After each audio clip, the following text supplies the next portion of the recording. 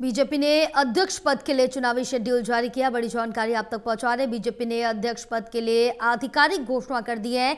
Nomination 19 जनवरी को और चुनाव 20 जनवरी को होगा। बड़ी अपडेट आप तक पहुंचा रहे हैं, जहां बताते चले कि बीजेपी के अध्यक्ष पद के लिए चुनावी शेड्यूल जारी कर दिया है। बीजेपी की तरफ से आधिकारिक घोषणा कर दी गई है। नॉमिनेशन 19 जनवरी को होगा और 20 जनवरी को चुनाव होगा।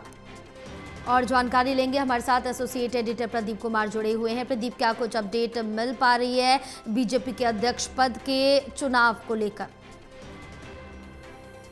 देखिए, बिल्कुल। और बीजेपी ने जो चुनावी शेड्यूल अनाउंस किया है, ये महत्वपूर्ण है क्योंकि पहले ही कार्यकारी अध्यक्ष की तौर पर की घोषणा हो चुकी है। एक जो औपचारिकता है चुनाव की, वो आधिकारिक तौर पर उसका चुनावी शेड्यूल घोषणा की गई है। और इसमें जो जानकारी दी गई है वो महत्वपूर्ण है।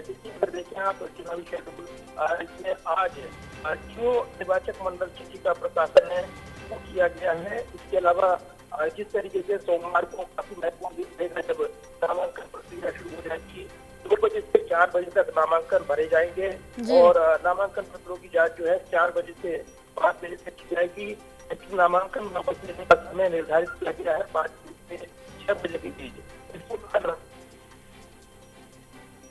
तब है वो जारी किया जाएगा शाम 6:30 पर। और इसी के साथ मंगलवार 20 जनवरी को आधिकारिक घोषणा, अगर मतदान आवश्यक हुआ तो उसकी की जाएगी, जो 11:30 बजे से 1:30 बजे के बीच होगा। लेकिन ये तय माना जा रहा है कि निर्विरोध चुना जाएगा निश्चित। और निश्चित तौर पर ये पहले ही चुनावी प्रक्रिया का चुकी है। शेड्यूल का लोकतांत्रिक प्रक्रिया में एक पूरा खाता होता है और उसका शेड्यूल यहाँ पर चुनाव आयोग को भी सबमिट करना होता है। लोकतांत्रिक प्रक्रिया के तहत ये पूरी प्रक्रिया अपनाई जा रही है, ये दिखाने की बताने की कोशिश है। और इसलिए चुनावी शेड्यूल का जो आधिकारिक ऐलान है बीजेपी की ओर से कर दिया गया है। हालांकि नितिन नवीन का निर्विरोध चुना जाना तय माना जा रहा है, लेकिन कल का दिन महत्वपूर्ण रहेगा जब क्या नामांकन जो एक ही नितिन नवीन आएगा सीधे तौर पर पूरी यहाँ पर अध्यक्ष बनेंगे और पार्टी ने ये हाईकमान की ओर से निर्धारित किया है। तो कहीं न कहीं नितिन नवीन को कोई चुनौती नहीं मिलेगी,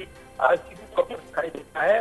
फिर भी सस्पेंस बना रहेगा जब तक शेड्यूल और इसमें चूंकि दिशा निर्देश बीजेपी नए दिशा निर्देश देती है पार्टी के अधिकारी संगठन, अनुशासित संगठन उसका माना जाता है।